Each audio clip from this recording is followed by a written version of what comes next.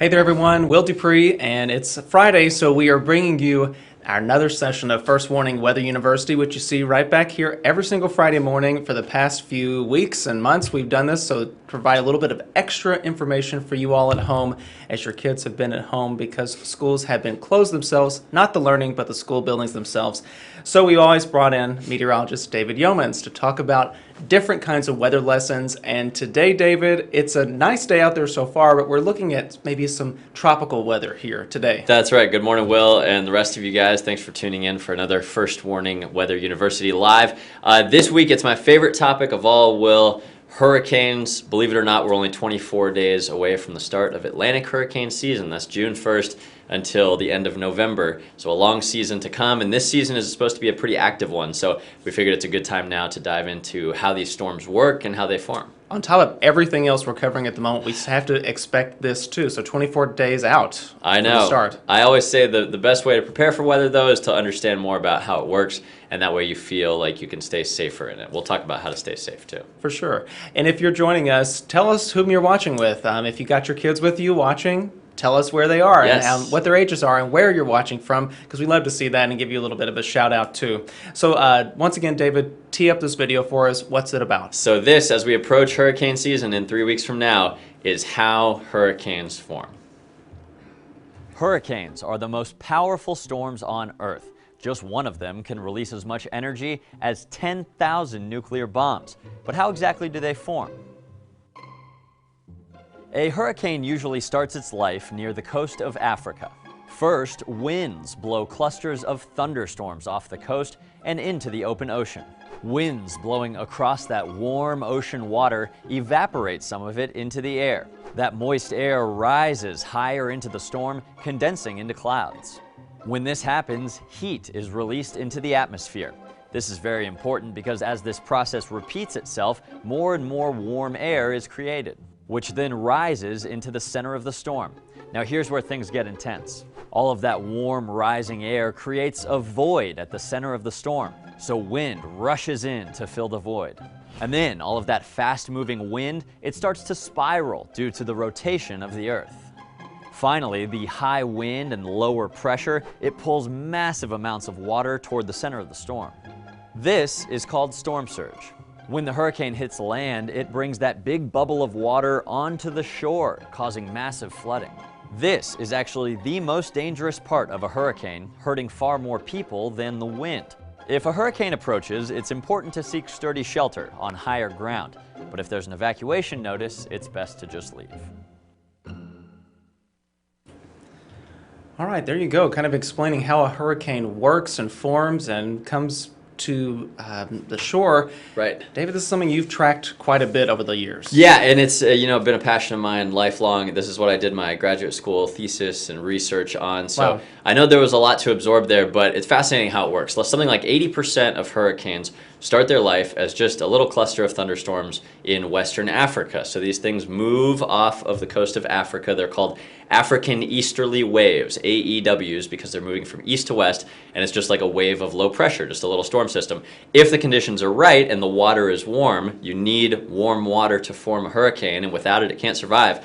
It kind of sucks that heat out of the ocean and sucks that energy out of the ocean. It gains composure, it gains momentum, and due to the rotation of the Earth, that big cluster of thunderstorms starts to spin. And if the conditions are even more right to support it, not much wind shear in the atmosphere to rip it up, a lot of moisture in the atmosphere, some things like that, and of course warm water.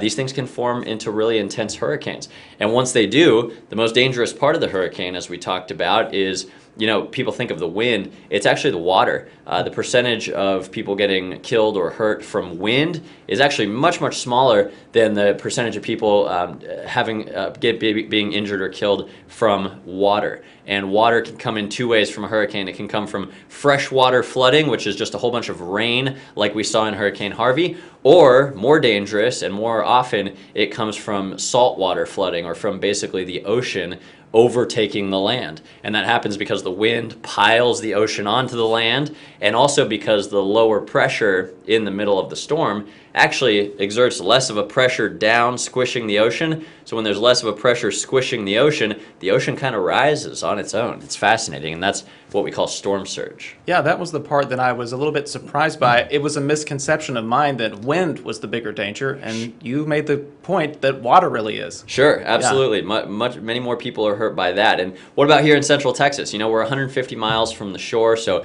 people don't think hurricanes are an issue for us. And it's true, when a hurricane moves from the Gulf of Mexico, like Hurricane Harvey, let's say, it needs that warm water to form and to stay alive. So when it moves on to the Texas coast, any mass of land, its energy is cut off. It has no more warm water to suck its energy from, so it dies pretty quickly. So do we see the wind here in Central Texas 150 miles from the coast? Not so much, because when it gets here, it has weakened quickly. But what we do see is that other type of flooding, not the sea flooding, but the rain flooding, the freshwater flooding. And some of our most dangerous floods actually here have been from hurricane-related rainfall events and flash flood events. In Hurricane Harvey just a few years ago, just east of Austin, out on LaGrange, we got 2.5 feet of rain from that dying system. That is incredible. Now, we're looking at the comments on Facebook at the moment, and we do have some parents watching with their kids, so we want to give people some shout-outs this morning, too. All right, we have Brittany King. She's watching with her 11-year-old Alyssa in Georgetown. Great. Marisol says she's watching with her kids, Kenny, Angela, and Alexa. Great. Heidi says she's watching with her 8-year-old here in Austin, and Marisol said she also is in Austin. She wanted to correct that. Sarah says she's watching with her boys Raymond and Benjamin. They're 8 and 5. Awesome. And Brittany says she's watching from Round Rock. Pretty cool to see all these people watching with us this morning. Yeah, Raymond, Benjamin, everybody else, thank you guys for joining us. And again, you can always find these videos. We've got a whole lot of them about hurricanes, about every other cool weather event. They're on KXAN.com if you go under the Weather tab, First Warning Weather University. Now, we want to show the video again, but coming up after that, we're going to talk about what we can expect for this hurricane season, right? Yes, and you don't want to miss that. Also, if you have some questions, leave them in the comments here. Will is going to get to as many as we can, and then I'll circle back once we end the live stream and be sure to comment myself on any that we might miss. So here we go. If you missed it the first time or if you want to absorb it a second time, this is First Warning Weather University on how hurricanes form. Hurricanes are the most powerful storms on Earth. Just one of them can release as much energy as 10,000 nuclear bombs. But how exactly do they form? A hurricane usually starts its life near the coast of Africa. First, winds blow clusters of thunderstorms off the coast and into the open ocean. Winds blowing across that warm ocean water evaporate some of it into the air. That moist air rises higher into the storm, condensing into clouds. When this happens, heat is released into the atmosphere. This is very important because as this process repeats itself, more and more warm air is created, which then rises into the center of the storm.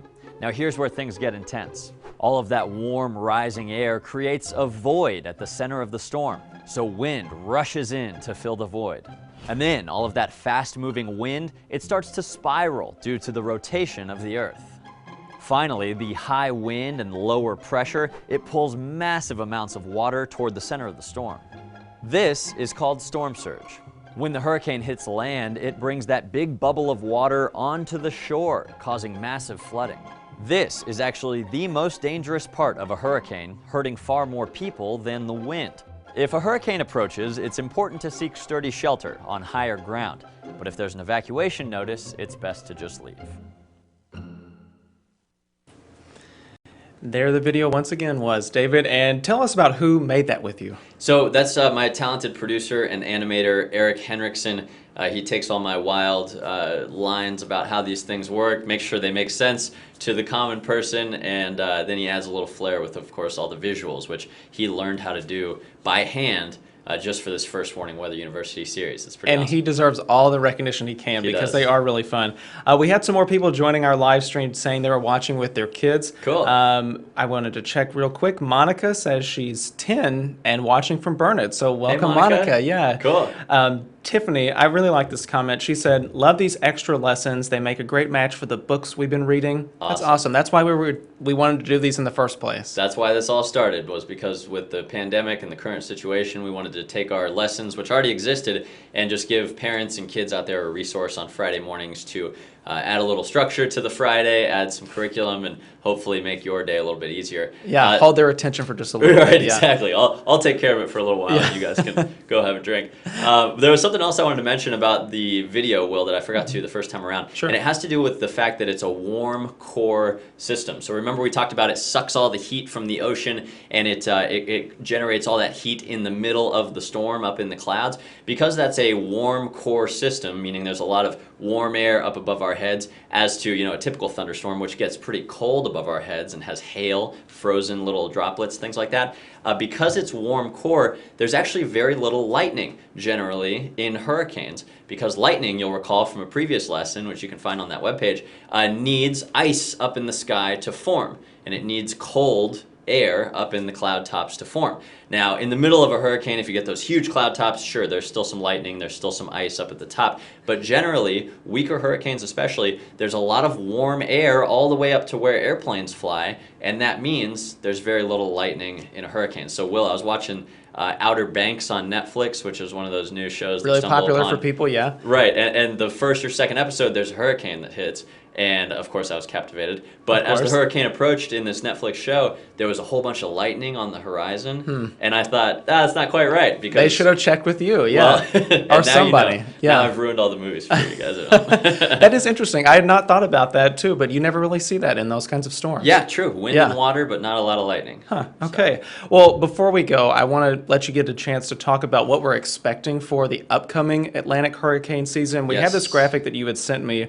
So if you want to talk about that, what we're looking at. For sure. So the big headline, and this is a lot to look at, big headline is this is supposed to be the 5th consecutive busier than normal Atlantic hurricane season. There's a Pacific hurricane season. We don't care about that as much in Texas. The Gulf of Mexico is part of the Atlantic hurricane season, so those are the storms that can hit here. So you see the average named storms there.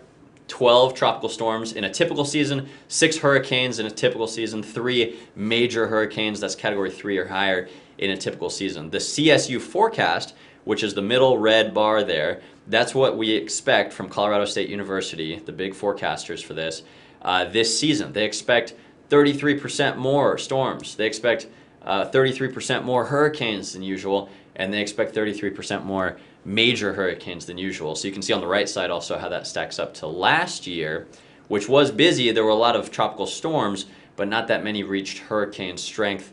There were a perfectly typical amount of hurricanes and major hurricanes. So bottom line is we've got the possibility of a busy season for several reasons, including a super warm Gulf of Mexico right now.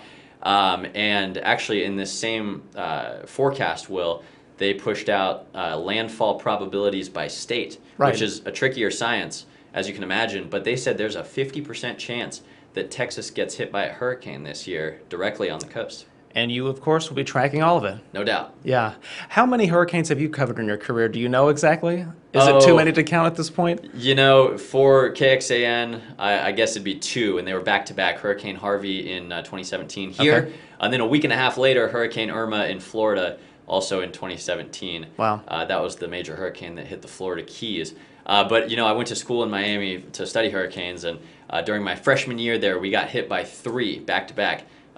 Rita, Katrina before it hit New Orleans. Oh, wow. And Wilma. And I thought, this is my place. This is heaven. This is where I want to be. And then we didn't get hit by another one for the 6 years that I was there. Wow. Okay. But again, there's something that you track and keep because it has effects even up here in Austin. Sure. Yeah. Flooding and wind certainly can happen here. But luckily, we don't have any of that in the short-term forecast. We're also looking forward to Mother's Day, that happening this weekend. A lot of people want to make plans, potentially go outside. Again, if you're going to do that, please monitor social distancing and kind of keep in mind if you're going to parks that some of them might close because of overcrowding. So if somebody wants to kind of figure out what the forecast is for this weekend, what are we looking at? Yeah, so you can always find it on our weather app. Don't forget KXAN Weather or First Warning Weather in your app store. But I'll tell you right now, we've got a cold front coming in from the northern hill country. It's approaching Llano right now, so you can't really see it on the Austonian weather cam here. But A couple hours from now, about 11:30, I think, in Austin, we'll get a cold front with a little, maybe a sprinkle, but a big gust of cooler wind coming from the north. Just like the front we had a few days ago, it'll drop our temperatures midday, afternoon by like 5 or 10 degrees. Not a big deal. But it will make it very windy later today. So I know it's been windy overnight and this morning. It's probably going to be even windier this afternoon, and they'll be coming from the opposite direction. So if you had some plants that were sheltered on one side of your house and didn't blow over, now it's going to come from the other direction. So prepare that. I'm bringing a couple plants in at our place this afternoon. But aside from that, Mother's Day weekend looks great. It's not going to be windy. The mornings are going to be in the 50s, nice and cool, and the afternoons both days will be about 80 degrees. And it'll be a little bit cloudier Saturday, but more sunny on Sunday, which is Mother's Day. So Mother's Day just so happens to be the nicer day outdoors this weekend. We'll certainly take it. Couldn't have timed it better. Yeah. All right, David, is there anything you'd want to add before we wrap everything up and kind of end another session of First Warning Weather University? No, thank you guys for joining us. Hurricanes, as I said in the video, the most powerful storms on Earth, thousands and thousands of nuclear bombs worth of energy in some of these big storms, and we might have an active season to come. So, of course, we'll keep you posted right here on KXAN. One more shout out to give. Ashley just commented and said she's watching from Kyle with her 2 daughters. So great. Thanks for joining us, Ashley. Thank you guys for watching. Appreciate it. Yeah, David, thank you so much for being here and joining us and providing a really great lesson for everybody. And we'll be back next Friday, too. Looking forward to it. I'll see you then. All right, we'll see you at 9:30 next Friday. Now, I want to tell you a bit of a programming note coming up at 10:30. So in a little over an hour, we're going to bring you a press conference virtually from the mayor of Austin and the Travis County judge. They're talking about extending their stay home, work safe order and kind of how that fits into the parameters of what the governor has said. So we'll share that on our streaming platforms at 10:30. Join us then. We'll see you later.